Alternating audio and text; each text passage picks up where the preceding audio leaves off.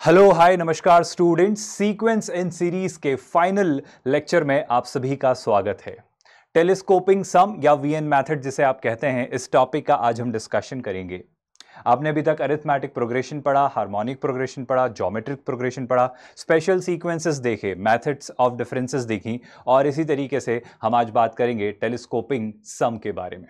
बड़ी इंटरेस्टिंग सी कहानी यहां होती है स्टूडेंट्स की, जो आपको सीक्वेंस दिया जाता है, जो आपको सीरीज दी जाती है, उसमें टर्म्स में एक्चुअली मेथड्स जो लगती हैं, वहां पर आपके पास हर टर्म अपने आप में बाकी टर्म्स को डिफरेंस में कंटेन किए होती है और इस तरीके से सारी टर्म्स आपस में कैंसिल हो जाती हैं और यूजुअली शुरुआत की कुछ टर्म्स और आखिरी की कुछ टर्म्स या फर्स्ट टर्म और लास्ट टर्म बचती हैं। इट्स एग्जैक्टली और ऑलमोस्ट लाइक अ टेलीस्कोप जो अपना फ्रंट और एंड मेंटेन करता है, अगर उसे कोलैप्स किया जाए तो वैसा ही कुछ यहां पर होता है टेलीस्कोपिंग सम के साथ, जब हम बात करते हैं इस चैप्टर सीक्वेंस एंड सीरीज की।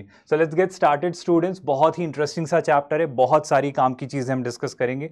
काम की चीजें इसलिए क्योंकि ये एक चैप्टर का जो कंसेप्ट है ये कई सारे दूसरे चैप्टर्स के साथ मिक्स होके आईआईटी जेईई मेंस और एडवांस्ड में आपसे पूछा जाता है। जैसे इनवर्स ट्रिग्नोमेट्रिक फंक्शंस, वहां भी इसी कंसेप्ट को बहुत खूबसूरती से मिक्स किया जाता है और पूछा जाता है। तो बात करेंगे उस चैप्टर के भी कुछ कंसेप्ट्स की इसके साथ, पर पहले हम समझते हैं कि वीएन मेथड या टेलीस्कोपिक सम एग्जैक्टली होता क्या है। एक बहुत ही स्टैंडर्ड सा केस होता है, बहुत ही सिंपल सा सिनेरियो होता है। सिनेरियो ये होता है स्टूडेंट्स कि अगर आपके पास मान लीजिए कुछ टर्म्स हैं, जैसे कि मान लीजिए आपके पास आर टर्म्स हैं, A1 A2 A3 A4 A5 से लेकर AR, और ये आर टर्म्स अरिथमेटिक प्रोग्रेशन में है, यानी A1 A2 A3 ये अरिथमेटिक प्रोग्रेशन में है, यानी कि आपके पास ये आर टर्म्स हैं, फिर दोबारा आपके पास आर टर्म्स हैं उसी अरिथमेटिक प्रोग्रेशन की।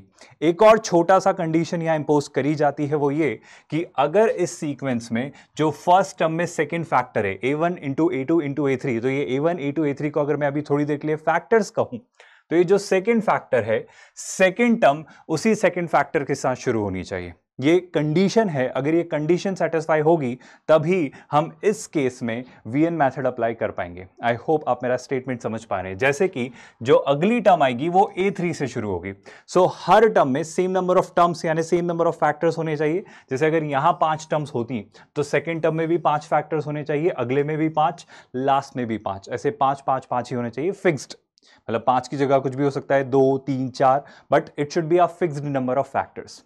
दूसरी कंडीशन कि जो भी हमारी टर्म की सेकंड फैक्टर है उसी से नेक्स्ट टर्म स्टार्ट होनी चाहिए।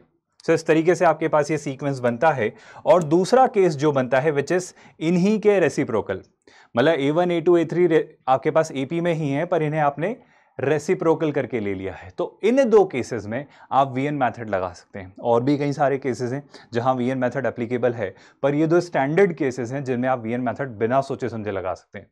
मेरा यकीन मानिए, हम वीएन मेथड तो सीखेंगे ही, वीएन मेथड के साथ हम ये भी सीखेंगे कि एक शॉर्टकट के जरिए बिना वीएन के पचड़े में पड़े आप 1 सेकंड के अंदर कैसे आंसर बोल सकते हैं। मतलब बिलीव मी, आप बस क्वेश्चन पढ़ेंगे और आप आंसर लिख देंगे, ये इतना आसान है। इसकी एक ऐसी शॉर्ट टेक्निक भी हमारे पास है, वो भी हम इसी लेक्चर में वीएन मेथड समझ लेने के बाद डिस्कस करेंगे। तो सर वीएन मेथड समझना क्यों जरूरी है अगर ये शॉर्टकट ही है? तो मेरा यकीन मानिए, देयर आर सर्टेन क्वेश्चंस जिन्हें आप वीएन मेथड से ही कर पाते हैं। वहां पर वीएन मेथड की प्रोसेस से ही आपको गुजरना पड़ेगा, यानी टर्म को डिवाइड करना पड़ेगा डिफरेंसेस में, ताकि सारी टर्म्स कैंसिल हो जाएं और वो फर्स्ट और लास्ट टर्म ऐसी कुछ टर्म्स आपके पास बच जाएं, exactly like a telescope. I hope आप स्टेटमेंट समझ पा रहे हैं। ये जो दो सिनेरियोज हैं जो मैंने एल्जेब्रिकली लिखे हैं, मैंने थोड़ा सा और क्लैरिटी के साथ आपको एक एग्जांपल से समझाता हूं। मैं वीएन का कंसेप्ट भी आपको इंट्रोड्यूस कर रहा हूं, पर उससे पहले ये समझिए, मान लीजिए आपके पास एक क्वेश्चन है 1 into 2 plus 2 into 3 plus 3 into 4 plus 4 into 5 up to n into n plus 1। Now please understand, पहले ये चेक कर लेते हैं कि क्या ये वीएन मेथड अप्लाई करने के लिए एक एप्लीकेबल क्वेश्चन है या नहीं। तो सुनिएगा, क्या हर टर्म में मुझे 2 ही फैक्टर्स दिखाई दे रहे हैं? Yes sir, 1 into 2 2 into 3 3 into 4, तो दो ही फैक्टर्स हैं। दूसरी कंडीशन, जो फर्स्ट टर्म का सेकंड फैक्टर है, क्या सेकंड टर्म उसी से शुरू हो रही है? एग्जैक्टली। अगर यहां पे सेकंड फैक्टर 2 था तो अगली टर्म 2 से शुरू हो रही है, यहां पे सेकंड फैक्टर 3 था तो अगली टर्म 3 से शुरू हो रही है। So yes, it is fulfilling those 2 conditions which are required, जहां पर हम वीएन मेथड अप्लाई कर सकते हैं। अब वीएन मेथड है क्या वो समझ लेते हैं। बहुत ही इंटरेस्टिंग, बहुत ही सिंपल और बहुत ही सॉर्टेड सी मेथड है। अगर आपके पास एक सीक्वेंस दे दिया जाए, वही जो स्टैंडर्ड सीक्वेंस आपके पास दिया हुआ है, आपको nth टर्म लिखनी होती है। सबसे पहला स्टेप आप लिखते हैं nth टर्म। अब सर nth टर्म कैसे लिखेंगे? अरे भाई लकीली इस क्वेश्चन में nth टर्म दे दी गई है। हालांकि हर बार nth टर्म ना लिखी गई हो, पर आपने पढ़ा होगा समेशन रूल के अंदर हमने rth टर्म यानी nth टर्म डिफाइन करना सीखा है।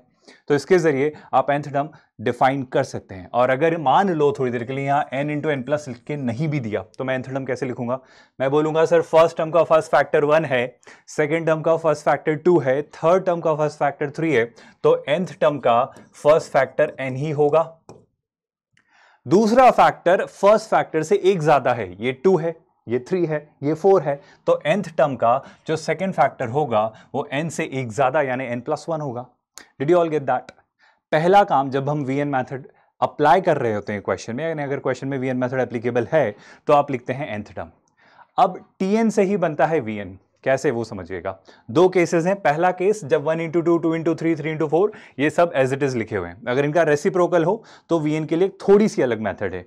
अभी मैं कौन सा केस बता रहा हूं, जब हम 1 इंटू 2, 2 इंटू 3 सीधा सीधा स्ट्रेट फॉरवर्ड लिखा हुआ देखते हैं तो मैं क्या करता हूं, मैं वीएन के लिए एक बड़ा छोटा सा आसान सा काम करता हूं, taking 1 extra factor in TN for VN. If you didn't understand this part, यहां देखिएगा ये लिखा है हमारे पास टीएन, बड़े गौर से देखिएगा, this here is the TN. अब अगर मेरे पास टीएन आया था n टाइम्स n+1, तो जरा इमेजिन करो थोड़ी देर के लिए, अगर n+1 के बाद एक और फैक्टर होता तो वो क्या होता? अरे भाई 1 इंटू 2, तो अगला अगर होता तो क्या होता? 3। अरे आप एपी को फॉलो करो, जैसे ये है 2 इंटू 3, तो नेक्स्ट क्या होता? 4। तो अगर मैं आपसे पूछूं ये जो nth टर्म है इसमें एक और फैक्टर एक्स्ट्रा होता तो सर ये एपी है, पहली टर्म n है, दूसरा फैक्टर n+1 है, तो तीसरा फैक्टर होता n+2। I hope you all must have understood. बड़ा ही साधारण सा पॉइंट मैंने फुलफिल किया है कि जो nth टर्म आपके पास लिखी है उसमें बस आप एक एक्स्ट्रा फैक्टर और अपेंड कर देते हैं और वीएन को डिफाइन कर देते हैं। That's it. ये जो बना है, अब मैंने टीएन के बजाय इसे क्या बना लिया है स्टूडेंट्स? मैंने अब इसे वीएन बना दिया है। So from TN we define VN. Sir क्यों किया, जरूरत क्या थी, मतलब इससे क्या एजेंडा आप फुलफिल कर पा रहे हो? मेरा यकीन मानिए अगली स्टेप में आपको समझ आ जाएगा कि वीएन डिफाइन करने से ये क्वेश्चन बहुत इजीली सॉल्व हो जाएगा। सर क्या हर बार ऐसा ही करना होगा? बिल्कुल, वीएन ऐसे ही डिफाइन किया जाता है। n+1 मतलब nth टर्म लिखा, और उस nth टर्म में एक और एक्स्ट्रा फैक्टर अगर क्या आ सकता है वो इमेजिन किया और अपेंड कर दिया यानी मल्टीप्लाई कर दिया। अगर मैं आपसे पूछूं कि Vn-1 क्या होगा तो आप बता सकते हैं मुझे Vn-1 क्या होगा स्टूडेंट्स? सर बहुत ही सिंपल है, Vn में जो n है उसकी जगह n-1 रख देंगे। तो अगर मैंने n-1 रखा तो this n will be n-1, n-1 plus 1 which will B n, n-1 plus 2 that will B n+1। Sir क्यों कर रहे हो ये सब, फायदा क्या है? बस थोड़ा सा देख लीजिए, आपको ये मेथड समझ आ जाएगी और ये बिल्कुल स्टैंडर्ड ऑपरेटिंग प्रोसीजर हमको फॉलो करना है। और आपको थोड़ी देर बाद दिखाई देगा ये पूरी वीएन मेथड अप्लाई करने की भी जरूरत नहीं है, बस 1 सेकंड के अंदर एक शॉर्ट टेक्निक के थ्रू हम आंसर सीधे लिख देंगे सिर्फ क्वेश्चन देख के। हालांकि वीएन मेथड समझना जरूरी है क्योंकि कुछ क्वेश्चंस ऐसे भी आने वाले हैं आगे आने वाले वक्त में, कई सारे चैप्टर्स में, जैसे आईटीएफ, वहां पर आपको स्टैंडर्ड वीएन मेथड अप्लाई करनी ही होगी। तो वीएन मेथड तो सीखना जरूरी है। तो वीएन मेथड कहती क्या है वो समझिए। अगर मैं वीएन में से Vn-1 सब्ट्रैक्ट करो, फिर वही सवाल सर क्यों कर रहे हो? अरे करने दो भाई, आप देखो बस, आपको अगली ही स्टेप में रियलाइज होने वाला है कि हाँ कैसे चीजें 1 सेकंड में सब कुछ वैनिश हो जाएगा और जो एक बहुत ही अजीबोगरीब कॉम्प्लिकेटेड सा सम था वो फ्रैक्शन ऑफ सेकंड्स में आ जाएगा। गौर से देखिएगा, अगर मैं आपसे पूछूं Vn-1 तो ये क्या होगा? तो आप कहेंगे sir n+1 n+2, n-1 n+1। तो अगर मैं n+1 n+2 में से n-1 n+1 माइनस कर रहा हूं तो n+1 n+1 दोनों के पास है, ये कॉमन आ जाएगा। सो आई होप आपको दिख रहा होगा n+1 कॉमन आ जा रहा है। Vn में बच रहा है n+2 और Vn- में बच रहा है आपके पास n-1, तो ये कुछ ऐसा हो जाएगा। तो जरा गौर से देखिए स्टूडेंट्स और बताइए मेरे पास क्या बच रहा है? सर मेरे पास बच रहा है n+1, n से n कैंसिल, 2 -1 यानी 2 + 1 that's 3। Now look at this part very closely students, do you not think, जब मैं ये लिख रहा था, मैं क्या लिख रहा था प्यारे बच्चों? Vn - Vn-1, तो मुझे मिला 3nn+1। Now pay attention to this part students, what do you understand by nn+1? Sir अगर आप nth टर्म देखें तो वो nn+1 ही था। इसका ये मतलब हुआ that Vn - Vn-1 is nothing but 3 times Tn। तो क्या हो गया सर? अरे भाई क्वेश्चन खत्म हो गया। क्यों हो गया? क्योंकि समझो, मैं tn को क्या लिख सकता हूं? मैं tn को लिख सकता हूं vn minus vn minus 1 divided by 3. Can I not say that 1 by 3 times whole of vn minus vn minus 1? Did you all get that? I hope ये पार्ट आप सभी को समझ आया। अगर ये पार्ट आप सभी को समझ आया तो सर इससे क्या फायदा हो रहा है, अब आप देखे जाइए। अरे इस क्वेश्चन को क्या मैं लिख सकता हूं first term plus second term plus third term up to nth term का सम, यानी इसे शॉर्ट में क्या लिखा जा सकता है? समेशन ऑफ टी आर, जहां पे आर की वैल्यू 1 से n तक जा रही है। यस और नो? सो भाई क्वेश्चन खत्म कैसे हो रहा है सर? अगर आप लिखेंगे T1, बताओ T1 क्या हो जाएगा सर? T1 यानी 1/3 V1 माइनस V0। अरे V1 minus V1 minus 1, 1 minus 1 is V0 which is called as V0। तो जब मैं T1 लिखूंगा दैट विल बी 1/3, तो सभी में आना है। आई होप आपको दिख रहा है कि अगर मैं यहां देख रहा हूं तो यहां पे आपको जो टर्म दिखेगी वो क्या होगी? पहले तो आएगा 1/3, I hope it is visible to everyone. 1/3 times, जब मैं T1 लिख रहा हूं, I am writing this T1, तो मैं n की जगह 1 रख रहा हूं which is V1 minus V0। सो सबसे पहली टर्म V1 माइनस V0। अब क्या? अब ध्यान से देखना, अगर मैंने T2 लिखा तो मैं n की जगह 2 रख दूंगा, 1/3 उसमें भी आएगा, that will B plus V2 minus V2 minus 1 which is V1। I hope आपको समझ आ रहा है। अगर मैंने T3 लिखा सो T3 होता 1/3 V3 माइनस V2। बड़े गौर से देखिएगा आप, अगर आप नेक्स्ट टर्म लिखेंगे और लिखते चले जाएंगे तो फाइनली आपको कुछ तो पैटर्न दिखने लगा होगा, और फाइनली जब आप Tn लिखोगे तो Tn आपका होगा 1/3 times Vn minus Vn minus 1। Sir ऐसा क्यों किया? आप देखिए, यही कारण था मेरा बार बार एम्फेसिस करने का कि Vn लिखो। Vn लिखने का फायदा ये हो रहा है स्टूडेंट्स कि अगर मैं यहाँ पे देखूं तो V1 से V1, V2 से V2, V3 से V3, V4 से V4, Vn माइनस 1 से Vn माइनस 1, ये सारी टर्म्स कैंसिल हो जाएंगी। Can you believe that? Can you believe that? मतलब finally I am left with V0 and Vn, that's it, just 2 terms.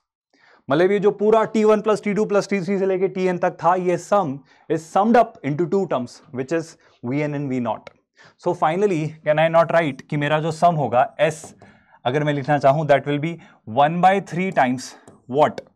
Vn minus V0। अब अगर मैं आपसे पूछूं what is Vn and what is V0, आप जानते हैं क्यों? क्योंकि हमने Vn लिखा है। अब Vn में Vn तो Vn ही है, क्योंकि कुछ करने की जरूरत है नहीं, तो मेरा आंसर होना चाहिए 1/3 times. I am running short of space, तो क्या मैं यहाँ पर, ठीक है, ये लिखने की कोशिश करता हूँ, ध्यान से देखिएगा। मैं यहाँ पर लिख रहा हूँ Vn। Vn is what students? n। I hope this is understandable. यहाँ मैं कम स्पेस में थोड़ा लिख रहा हूँ, प्लीज ट्राई एंड अंडरस्टैंड। ये हो जा रहा है n plus 1 n plus 2 minus V0। अब आप ये बताओ V0 क्या होगा? अरे V0 मतलब V0, V0 मतलब n की जगह 0 रख दो, तो 0 0 plus 1 0 plus 2, 0 into anything is 0। But मैं डेलिबरेटली अभी थोड़ी देर के लिए 0 इंटू 1 इंटू 2 लिख रहा हूँ, कुछ कारण है उसका, तो ये हो जाएगा 0 इंटू 1 इंटू 2। सो आपका फाइनल आंसर है स्टूडेंट्स, अगर कोई पूछे तो फाइनल आंसर होगा 1/3 n plus 1 into n plus 2। That's it, that's it, that's it. थोड़ा स्पेस कम है, I hope you are understanding जो आंसर मैंने लिखा है, और माइनस जो 0 करूंगा वो तो 0 हो ही जाएगा। So this is your answer. Sir आप तो कह रहे थे शॉर्टकट है, तो शॉर्टकट है, पर पहले आप इसे ठीक से देख लो, पहले आप इसे ठीक से समझ लो, और इसमें अगर कोई कंफ्यूजन है तो पूछ लो। आगे बढ़ते हैं। मेरा अब आपसे ये कहना है कि शॉर्टकट क्या है वो समझते हैं। सुनिएगा गौर से, शॉर्टकट बड़ा इंटरेस्टिंग सा है, शॉर्टकट बड़ा सिंपल सा है, शॉर्टकट बड़ा आसान सा है। इस क्वेश्चन को करने का डायरेक्ट आंसर मैं आपको दे रहा हूँ। पहले मैं आंसर लिखता हूँ, फिर बताता हूँ कि आंसर कैसे आया, फिर मैं शॉर्टकट आपको समझाऊंगा। आप याद करो हमारा आंसर क्या आया था? हमारा आंसर था 1/3 टाइम्स, हमारा आंसर था 1/3 times n plus 1 n plus 2 minus 0 into 1 into 2। Sir ये क्यों लिख रहे हो आप 0 इंटू 1 इंटू 2? आप सुनिएगा गौर से, बड़ा साधारण सा कारण है। आंसर जो होता है वो होता है 1/, आंसर जो होता है वो होता है, यानी शॉर्टकट सिखा रहा हूं, बड़े गौर से सुनिएगा, ये बहुत काम का पार्ट है। मतलब जब भी ऐसा कोई सीक्वेंस दिखेगा मुझे मेन से एडवांस में, मैं सीधे बिना Vn लगाए ये एक ही स्टेप में आंसर लिख सकता हूं। कैसे? वो टर्म सुन लीजिए। सबसे पहले आप लिखते हो 1/r प्लस 1। सर अभी r प्लस 1 क्या हुआ? r प्लस 1 का मतलब होता है यहां जो नंबर ऑफ टर्म्स हैं, हर टर्म में कितने फैक्टर्स हैं? सर यहां 2 थे, यहां 2 थे, यहां 2 थे, तो हर टर्म में कितने फैक्टर्स हैं? 2 2। तो हर टर्म में जो नंबर ऑफ फैक्टर्स हैं उसे हम बोलते हैं r की वैल्यू। आई होप आपको समझ आ रहा है। तो r प्लस 1। नेक्स्ट, ये जो टर्म्स हैं ये क्लियरली मुझे एपी में दी जाएंगी। वीएन मेथड की कंडीशन ही यही है कि ये सारी टर्म्स एपी में होनी चाहिए, और अगर ये सारी टर्म्स एपी में होनी चाहिए तो मैं कहूंगा कि इनमें जो कॉमन डिफरेंस है दैट इज डी, जिसे मैं लिखता हूं 1, और r+1 को आप मल्टीप्लाई करते हो d से। ये हो गया आपका बाहर वाला पार्ट। आप सुन रहे हो, बहुत ध्यान से देखिएगा, बहुत इंटरेस्टिंग सी चीजें होने वाली हैं। अब आप क्या करोगे सर? अब मैं करूंगा जो लास्ट टर्म है, जो nth टर्म है वही लिखूंगा। तो मैं लिखूंगा last term but with 1 next factor. Sir ये कौन सी भाषा है?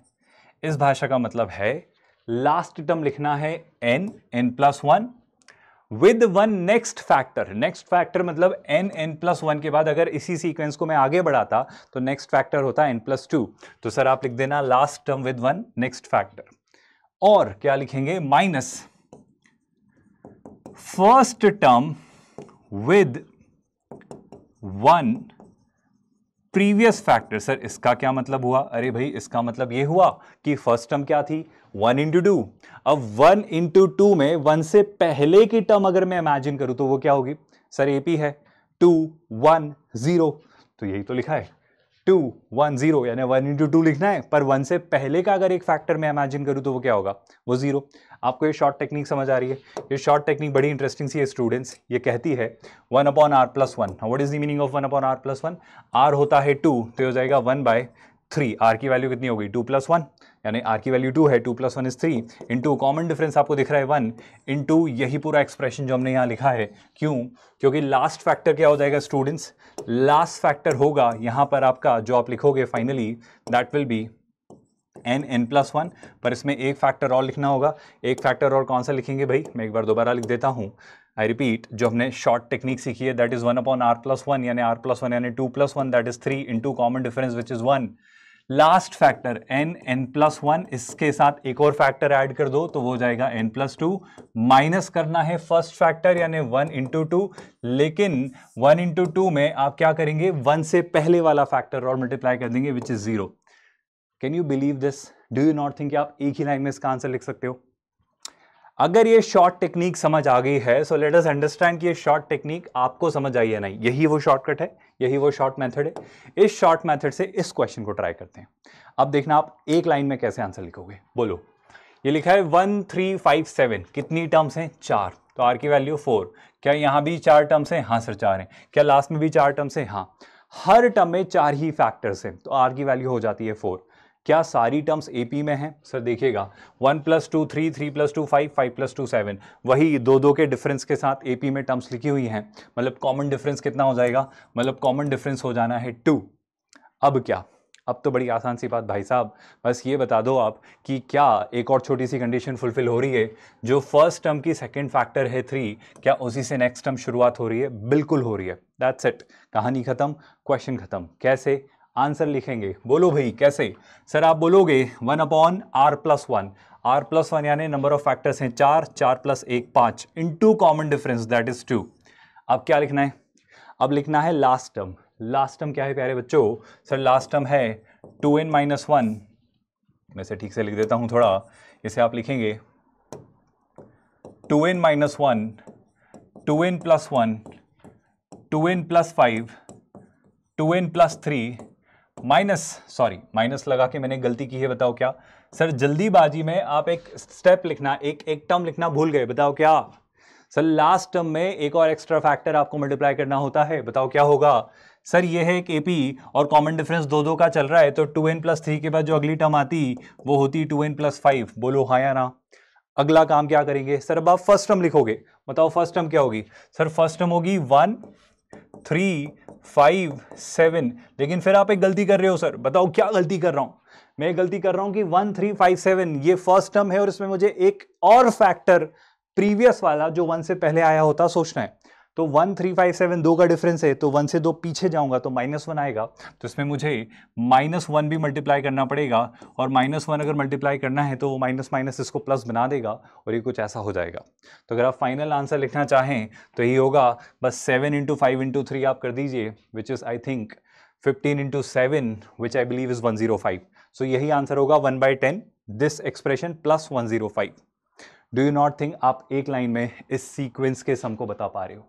Can you believe this is how easy it is. Let us consolidate it with one more example और देखते हैं कि आपको क्लैरिटी आ रही है नहीं। I will bring one more example, but पहले मैं एक और सिनेरियोस का डिस्कस कर लेता हूं ताकि वीएन मैथड जो स्टैंडर्ड केस आपके पास 2 आते हैं इस चैप्टर में वो क्लियर हो जाए। तो सेकंड केस आपको याद होगा, हमने डिस्कस किया था कि अगर आपके पास यही टर्म्स हैं A1 A2 A3 पर इनके रेसिप्रोकल्स हैं। रेसिप्रोकल्स का मतलब क्या सर? रेसिप्रोकल का मतलब कुछ इस तरीके से, अब आपको 1 into 2 2 into 3 3 into 4 दिया तो है, पर इनका रेसिप्रोकल करके दिया है। क्या बात कर रहे हो सर, यहां भी सम आ सकता है? बिल्कुल आ सकता है, वीएन मैथड से आएगा, बिल्कुल वीएन मैथड से आएगा, पर बस एक छोटा सा चेंज है। छोटा सा चेंज ये है कि यहां पर वीएन थोड़ा सा अलग तरीके से डिफाइन होगा। यहां पर जब आप वीएन डिफाइन करोगे सो आप फर्स्ट फैक्टर को टीएन के डिनोमिनेटर से हटा दोगे। इसका क्या मतलब हुआ सर? अरे भाई मैं कुछ नहीं कह रहा हूं, पहले आप nth टर्म लिखना सिखाओ मुझे। सर nth टर्म लकीली दी हुई है, क्या दी हुई है? 1/n+1। सर नहीं दी होती तो हमें निकालना आता है, आपने सीखा है, तो tn हो जाना है 1/nn+1। यस और नो स्टूडेंट्स? अब क्या करेंगे सर? अब यहां वीएन लिखने में थोड़ा सा चेंज है, आप ये डिफरेंस समझना। 2 डिफरेंस है। पहला, जब न्यूमरेटर में थी चीजें, यानी स्टैंडर्ड सीधे आपको दे दिया था जो पहला वाला केस था, तब वीएन के लिए हम एक एक्स्ट्रा फैक्टर लगाते थे। यहां क्या कर रहा हूं, यहां पर अगर डिनोमिनेटर में ये सीक्वेंस दे दिया है एपी में फैक्टर्स के सेंस में टर्म्स, तो वीएन के लिए हम पहला फैक्टर हटाते हैं।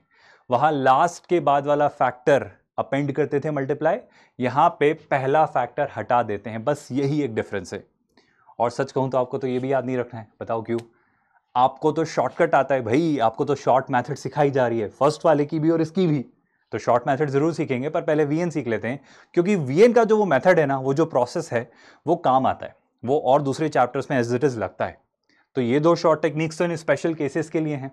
तो वीएन जो एक मेथड है, जो स्टैंडर्ड मेथड है, वो कैसे अप्लाई होती है वो भी आज हम एक क्वेश्चन के जरिए देखेंगे। तो सुनिएगा, यहां पर मुझे जो वीएन लिखना है इस केस में, जब ये रेसिप्रोकल कर दिए गए हैं तो आपको nth टर्म में से फर्स्ट फैक्टर हटा देना है, यानी n हटा दिया अगर, तो क्या बच जाएगा प्यारे बच्चों? तो बचेगा आपके पास सिर्फ n+1, क्योंकि फर्स्ट फैक्टर हटा दिया।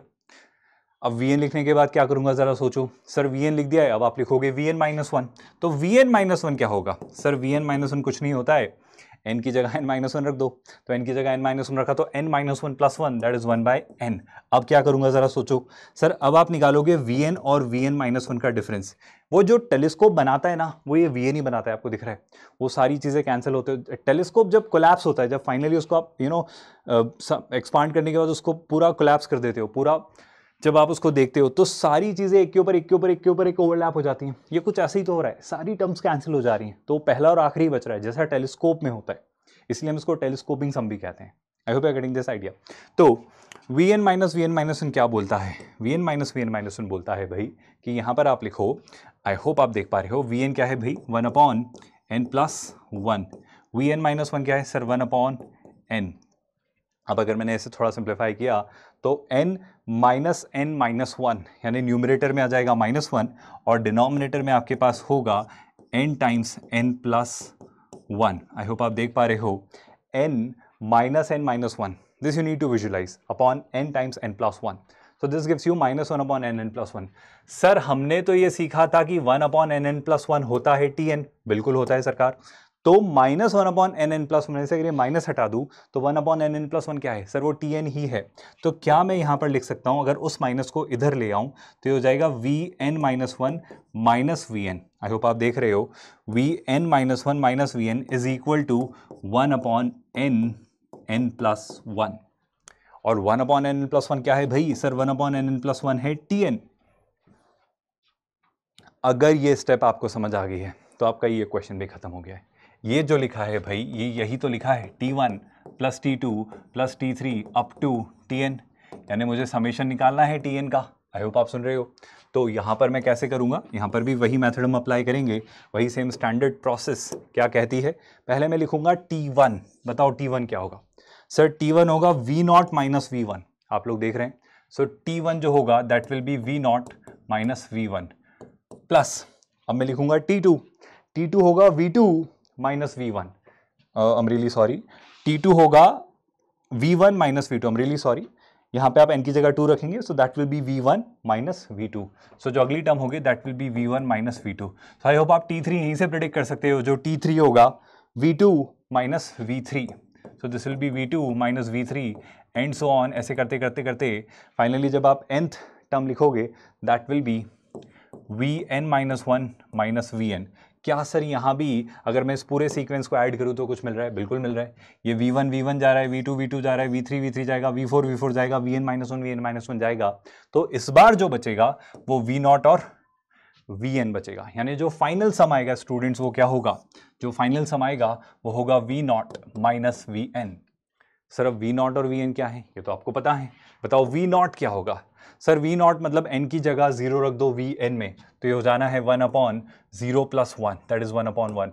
माइनस vn क्या है? सर vn तो लिखा ही है, विच is 1 upon n plus 1। If I simplify this it will be n plus 1 minus 1, which is nothing but n divided by n plus 1, यानी ये आपका फाइनल सम होगा इस एक्सप्रेशन का जो यहां लिखा हुआ है। Can you believe this?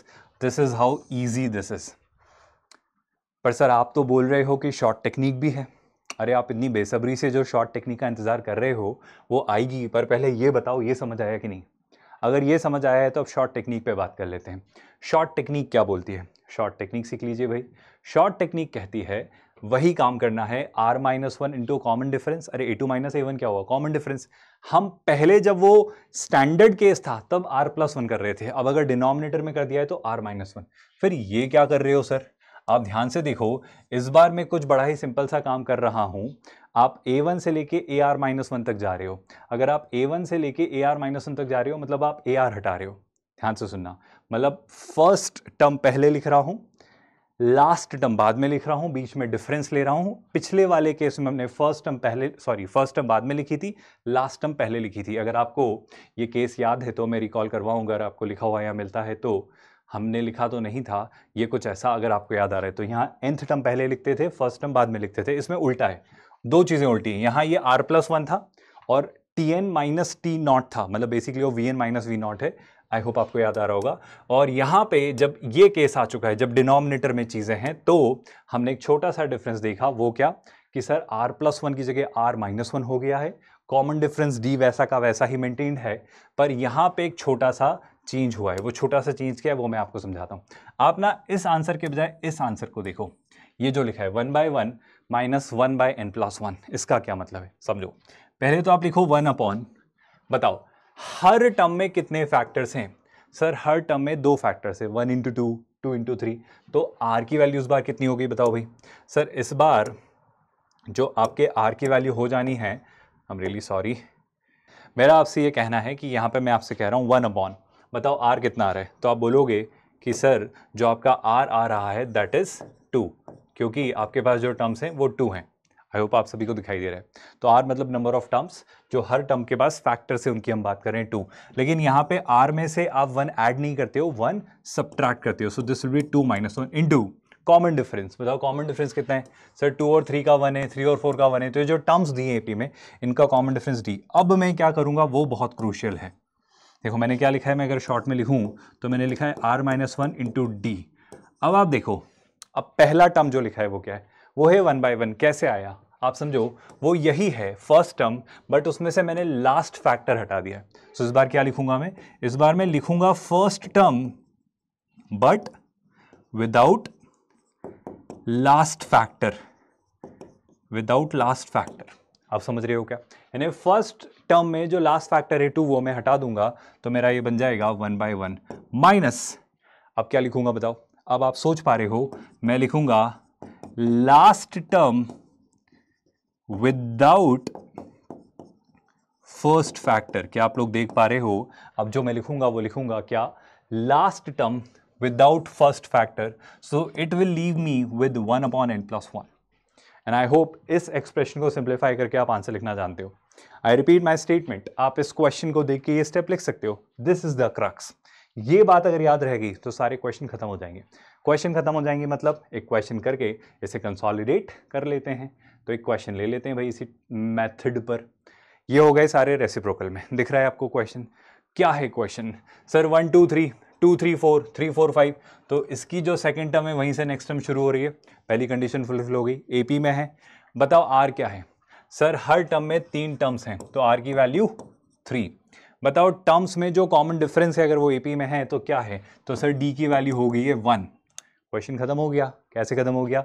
Sir ये रेसिप्रोकल में चल रहा है तो आंसर होना चाहिए 1 अपॉन r माइनस 1 यानी 3 माइनस 1 इंटू डी यानी 1 टाइम्स, पहले लिखेंगे first term minus last term, लेकिन छोटे से चेंज के साथ, first term without last factor यानी 1 upon 1 into 2 minus last term without first factor यानी 1 upon n plus 1 into n plus 2 and that's your answer to the question. Sir simplify कर सकते हैं क्या? बिल्कुल कर सकते हैं। तो क्या बोलूंगा? 1 अपॉन 2 इंटू 1 दैट इज 1/2, ये हो जाएगा 1/2 minus n plus 1 into n plus 2। तो अगर ऑप्शंस में यही कोई ऑप्शन दिया है तो ये आपका आंसर हो जाएगा। चाहें तो आप इसे सिंप्लीफाई कर सकते हैं, इसे सिंप्लीफाई करना आप जानते हैं, n प्लस 1 n प्लस 2 यहाँ आ जाएगा, माइनस हो जाएगा, अपॉन में 2 आ जाएगा और ये सिंप्लीफाई होकर आप लिख सकते हो। मेरा मोटिव, मेरा कंसर्न ये है कि क्या आप अब ये क्वेश्चन देख के ये स्टेप लिख सकते हो? That's it students, VN method खत्म। अगर वीएन मेथड खत्म हो गई है तो थोड़े से और क्वेश्चंस देख लेते हैं, जैसे इस क्वेश्चन के थ्रू समझ लेते हैं। बताओ इस क्वेश्चन में आंसर क्या लिखोगे? सर 1 3 5 7 मतलब टर्म्स जो है वो एपी में है, इसका जो सेकेंड टर्म है वहीं से कहानी शुरू हो रही है अगले टर्म की, तो सब कुछ वीएन के लिए जस्टिफाई हो रहा है, मतलब एप्लीकेबल है। तो क्या करेंगे? आंसर लिखेंगे। क्यों सर? आर कितना हो गया बोलो? सर आर है 4 नंबर ऑफ फैक्टर्स, तो 1 upon R minus 1 4 minus 1 3 into common difference. Common difference कितना है? सर 7 और 9 किसी भी टर्म में देख लो, कॉमन डिफरेंस आ रहा है 2 का। आई होप आप सब देख पा रहे हो जो कॉमन डिफरेंस है दैट इज 2 टाइम्स। क्या लिखूंगा? सर चूंकि रेसिप्रोकल में है तो इसलिए फर्स्ट टर्म पहले आती है, लास्ट टर्म बाद में आती है। अगर ऊपर होता तो nth टर्म पहले आती, लास्ट फर्स्ट टर्म बाद में आती। याद आ रहा है आपको डिफरेंस? तो यहां मैं लिखूंगा पहले first term without last factor which is 1 upon 1 into 3 into 5 minus nth term without first factor, so ये हो जाएगा 1 अपॉन कितना students? 2n plus 1 into 2n plus 3 into 2n plus 5, that's it. Do you all realize and see and understand how easy these questions are once you know the trick, once you know the technique, once you know the method? So VN method standard आपको समझ आई है कैसे apply होती है। Along with this आपने short technique भी सीख ली है कि कैसे हमें इसे अप्लाई करके डायरेक्टली क्वेश्चंस के आंसर्स मार्क कर देना है बिना ज़्यादा मेहनत की। अगर ये VN मेथड आपको डाइजेस्ट हो रही है तो इस क्वेश्चन का आंसर बताओ कैसे लिखोगे? सर nth टर्म तो लिख के ही नहीं दिए, तो आप लिख सकते हो। कैसे बताओ? सर फर्स्ट टर्म में 1 दिख रहा है, फिर 4 दिख रहा है, फिर 7 दिख रहा है। अगर मैं इसे पकड़ूं, क्या पकड़ रहा हूं? 1 4 7, तो देखो ये एक एपी है। कैसे हुआ एपी? कॉमन डिफरेंस कितने का है? 3 का। ये भी कॉमन डिफरेंस कितने का है? 3 का। तो मैं इसकी nth टर्म लिख सकता हूं। nth टर्म क्या होती है? सर nth टर्म होती है a plus n minus 1 into D. ये कितना हो जा रहा है?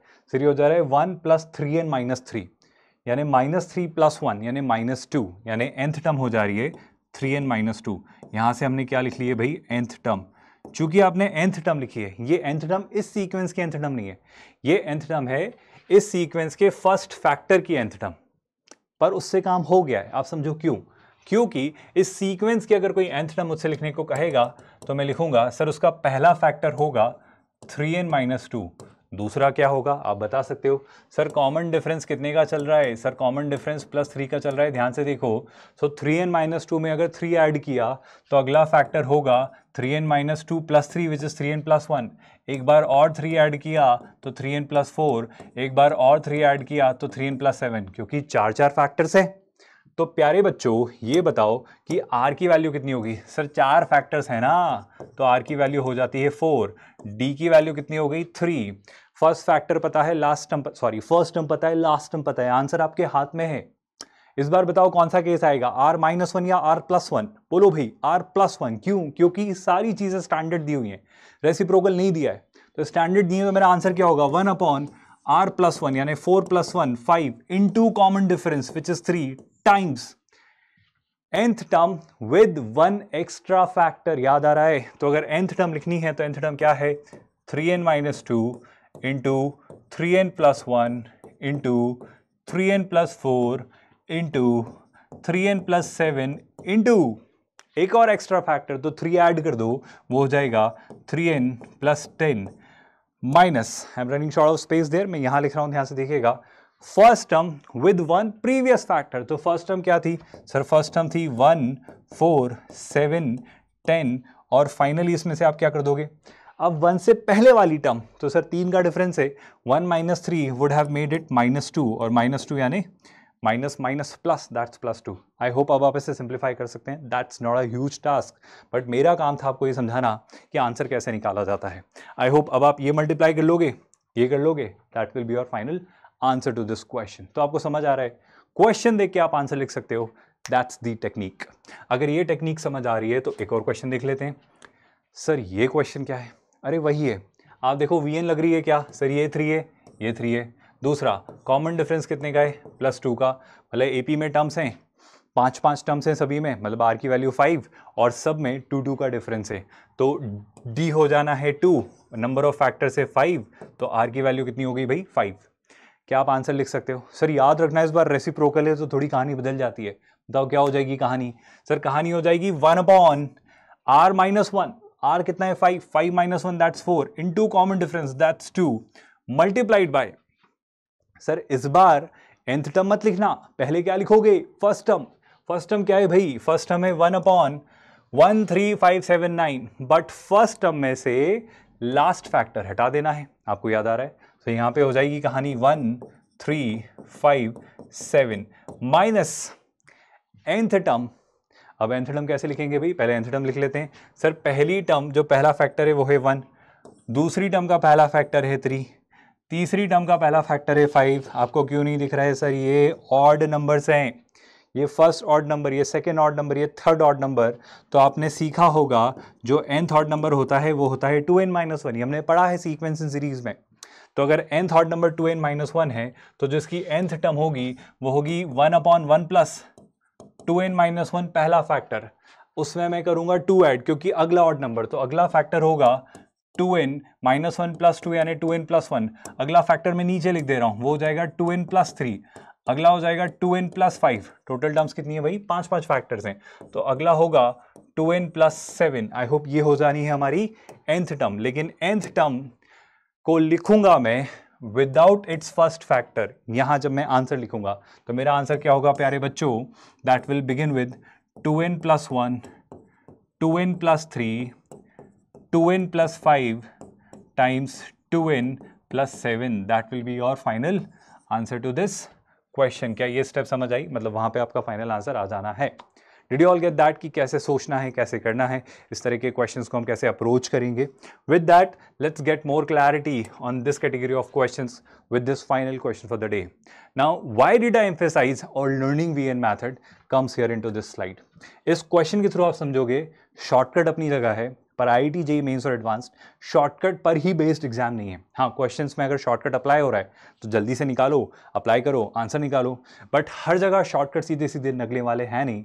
कुछ क्वेश्चंस को आपको स्टैंडर्ड VN यानी वो डिफरेंस के थ्रू ही, कैंसिलिफिकेशन के थ्रू ही आंसर लाने पड़ेंगे। कैसे समझते हैं? देखो, इस क्वेश्चन से पहले एक छोटा सा एक्सप्रेशन समझो। अगर मैं आपको कल को कहूं m⁴ + m² + 1, ये बहुत ही याद रखने वाली आइडेंटिटी है कि m⁴ + m² + 1 की वैल्यू क्या होती है। ये this is one of the most asked topic by IIT JEE mains और एडवांस में। ये जो सिंगल आइडेंटिटी है कहीं ना कहीं वो घुसा ही देते हैं, फंसा देते हैं। तो मैं कैसे समझूंगा? मैं कहूंगा कि m⁴ + m² + 1 को भूल जाओ, आप ऐसे समझो m² + m + 1 into m² - m + 1। मैं इन दोनों का प्रोडक्ट कर रहा हूं, कैसे कर रहा हूं वो समझना।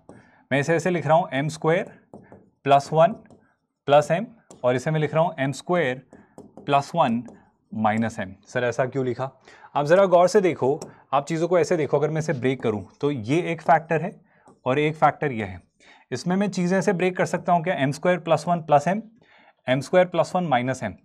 आप देखो कौन सी आइडेंटिटी बन रही है? ये बन रही है a + b into a - b। वो क्या होता है? a² - b²। तो मैं इसे लिख सकता हूं क्या? a² यानी m² + 1 whole square minus minus minus minus minus कितना भाई?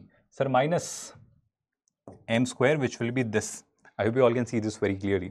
अब क्या बोलेंगे सर, आप बोलोगे m⁴ plus 2m² plus 1, I hope मैंने सही लिखा है, माइनस कितना m², और अगर आप इसे सिंप्लीफाई करोगे this boils down to m² plus m² plus 1 which is what I was trying to mention here.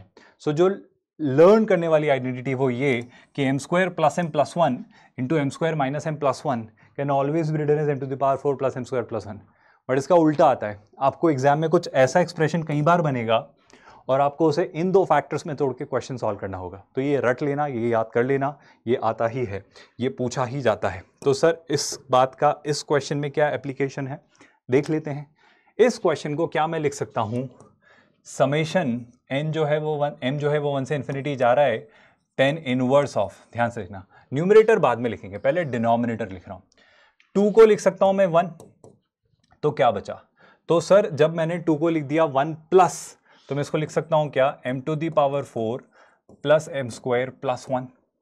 आप देख रहे हो अगर मैंने ऐसा भी लिख दिया तो कोई आपत्ति आपको नहीं होनी चाहिए, क्योंकि अभी तक हम स्टैंडर्ड सारी चीजें कर रहे हैं। क्या numerator 2m as it is, 1 plus 1 ये हो जाता है 2, और बची हुई चीजें m⁴ प्लस m² प्लस 1। यहां तक आई होप कोई कंफ्यूजन नहीं है। सर ऐसा करने का रीज़न अब हमको भी समझ आ रहा है, बताओ क्या समझ आ रहा है। सर आप इसे ब्रेक कर दोगे, दो फैक्टर्स में स्प्लिट कर दोगे, तो हमारा क्वेश्चन जो बन जाएगा that is summation tan inverse numerator divided by, जो मैं बाद में लिखूंगा, 1 plus m⁴ plus m² plus 1। क्या सीखा हमने सीखा सर ये होता है m² plus m plus 1 times m² minus m plus 1। I hope आपको याद आ रहा है। अब आप एक बात बताओ, ऐसे ही बस लिख रहा हूं मैं, आपको नेक्स्ट स्टेप में समझ आएगा, क्या मैं इन दोनों का डिफरेंस लिख सकता हूं न्यूमरेटर में? अगर लिखा तो क्या होगा सर, ये हो जाएगा m² plus m plus 1 minus m² minus m plus 1। Of course वो क्वेश्चन ऐसा ही सेट करके देंगे कि चीज़ें ऐसी ब्रेक हों। सर कारण क्या, ये सब कर क्यों रहे हो? आप समझो मेरी बात, m² से m² कैंसिल, 1 से 1 cancel, m minus minus m यानी 2m, तो न्यूमरेटर में 2m लिखा हुआ है। अगर किसी ने ITF पढ़ रखा है, इनवर्स ट्रिग्नोमेट्रिक फंक्शंस पढ़ रखा है, तो उसे क्लिक हो गया होगा कि अगर मैं आपसे पूछूं कि प्यारे बच्चों बताओ tan inverse x plus tan inverse y, क्या आपने 3 फॉर्मूले पढ़े होंगे, जो उसका स्टैंडर्ड वर्जन होता है वो क्या होता है? ऑल्दो 3 वर्जन होते हैं। जब स्टैंडर्ड केस की बात करूं मैं, तो स्टैंडर्ड केस जो आपने पढ़ा होगा होता है tan इनवर्स x, अच्छा मैंने x प्लस y ले लिया है, हालांकि इस क्वेश्चन में मैं x माइनस y वाला वर्जन लगेगा, तो आप tan inverse x minus y को कैसे लिखेंगे जरा उस बारे में भी विचार कर लेते हैं। तो वो होता है tan inverse x minus tan inverse y is written as tan inverse x minus y upon 1 plus xy. Now why did I mention this part here? If you can see any resemblance, you would understand कि हाँ कारण है। बताओ क्या कारण है। Summation को भी थोड़ी देर के लिए भूल जाओ, जिसमें m की वैल्यू 1 से इन्फिनिटी तक चल रही, इससे हम बाद में डील करेंगे। आप ये देखो tan inverse x minus y upon 1 plus xy, कुछ चमका? अगर चमक रहा है तो मैं क्या लिख सकता हूं, क्या मैं इसे नहीं लिख सकता, summation tan inverse x minus tan inverse y? अरे भाई tan inverse x minus y upon 1 plus xy is tan inverse x minus tan inverse y. So can I not say tan inverse x minus y upon 1 plus xy can be written as tan inverse x. Now what is x? x हो जा रहा है m square plus m plus 1 minus tan inverse y. What is tan inverse y? y will be m square minus m plus 1. I hope यहाँ तक कोई confusion या doubt किसी भी student को नहीं है। अगर यहाँ तक कोई confusion या doubt किसी भी student को नहीं है तो क्या सर क्वेश्चन खत्म हो गया? कैसे हो गया? देखो यार क्वेश्चन तो खत्म हो रहा है, कैसे वो समझते हैं। मैं ये वाला पार्ट हटा दे रहा हूँ क्योंकि इसकी नीड अब हो गई है खत्म। अब हम यहाँ पर देख लेते हैं चीज़ें, है ना। ध्यान से देखिएगा। अब आप क्या आपको नहीं लगता अगर मैंने m की वैल्यू 1 2 3 4 से लेके n तक डालना शुरू की, इन्फिनिटी में बाद में डाल दूंगा, पहले n तक लिखता हूं, मतलब nth टर्म तक लिखता हूं, तो क्या आएगा समेशन? जब मैं m की वैल्यू 1 डालूंगा तो पहला जो टर्म आएगा वो होगा tan inverse 1 plus 1 plus 1 that is 3। यहां पे जो आएगा वो होगा tan इनवर्स 1 माइनस 1 0 यानी बचेगा 1 यानी tan इनवर्स 1। अब जब मैं m की वैल्यू 2 इंसर्ट करूंगा तो ये क्या होगा भाई? ये होगा tan इनवर्स 2 का स्क्वायर 4 4 प्लस 2 6 प्लस 1 7 माइनस यहाँ रखूंगा तो कितना आ जाना है भाई, यहाँ रखूंगा तो आप देख पा रहे हो 4 माइनस 2 2, 2 प्लस 1 3, तो ये हो जाना है tan इनवर्स 3। और कई सारे स्टूडेंट्स को अब दिखने लगा होगा कि हाँ sir we are very close to the answer, क्योंकि जो nth टर्म आप लिखोगे that will be tan inverse n square plus n plus 1 minus tan inverse n square minus n plus 1। Sir ये तो इन्फिनिटी तक दिया था आपने, n तक क्यों लिया? एक मिनट, मैं इन्फिनिटी भी ले लूंगा, पर nth टर्म तक का सम क्या होगा पहले वो निकालते हैं, फिर इन्फिनिटी भी निकाल लेंगे।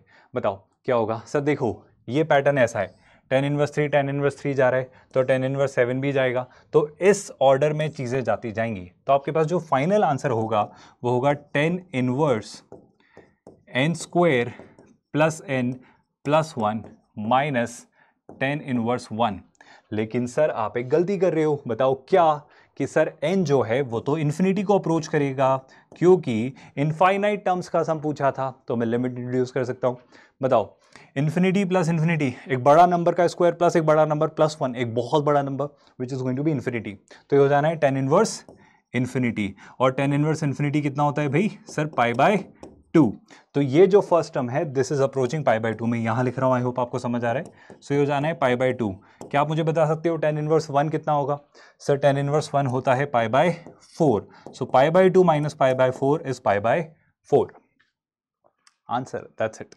तो देखो यहाँ पे वीएन मेथड का कोई शॉर्टकट काम नहीं कर रहा है, यहाँ पे आपको एक्चुअली वीएन मेथड लगानी ही पड़ रही है, प्रॉपरली वो कैंसिलिफिकेशन करना पड़ रहा है, और वीएन सोचने का तरीका भी बदल रहा है। तो वो जो दो केसेस थे वो स्पेशल स्टैंडर्ड केसेस थे एपी के, जो हम सोचते हैं, जो करते हैं, जो अप्लाई होते हैं, और उनका डायरेक्ट आंसर शॉर्टकट से दिया जाता है। जनरलाइजेशन है बेसिकली, शॉर्टकट जैसा कुछ होता नहीं है। पर अगर इस तरीके के क्वेश्चंस आए तो थोड़ी मेहनत करनी पड़ेगी। मेहनत कहाँ होगी वो समझना, दो जगह। पहली मेहनत, इससे हमें ब्रेक करना पड़ेगा tan इनवर्स की आइडेंटिटी में, बस फिर तो आपका सब कुछ टेलीस्कोपिंग ही है। आई होप अभी हमने सिर्फ वीएन को बहुत सुपरफिशियली देखा है, थोड़े बहुत छोटे मोटे सिंपल से एग्जाम्पल के साथ। इसमें बहुत इंटरेस्टिंग, बहुत मज़ेदार और बहुत ही शानदार क्वेश्चंस बनते हैं जो मेंस और एडवांस के प्रीवियस ईयर्स में पूछे जाते हैं। नेक्स्ट लेक्चर में हम इसी पर बात करेंगे कि मेंस और एडवांस के क्वेश्चंस को आप कैसे अप्रोच करते हो based on the concept telescoping sum और VN method. With that let's call it a day here students. Thank you so much. Take a good care of yourself. You have been a great audience.